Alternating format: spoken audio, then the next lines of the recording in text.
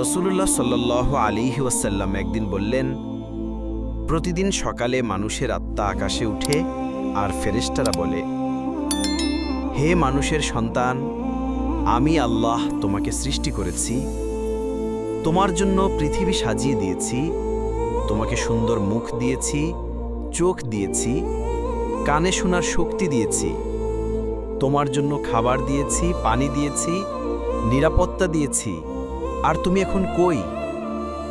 সে চুপ থাকে, কিছুই বলতে পারে না।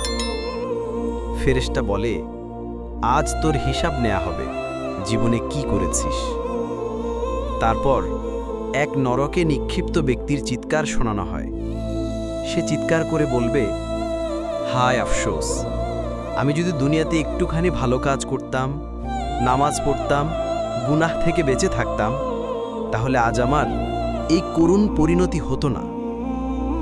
তারপর ফেরেশতা বলবে, এটা সেই দিনের শাস্তি যা তুমি অস্বীকার করেছিলে।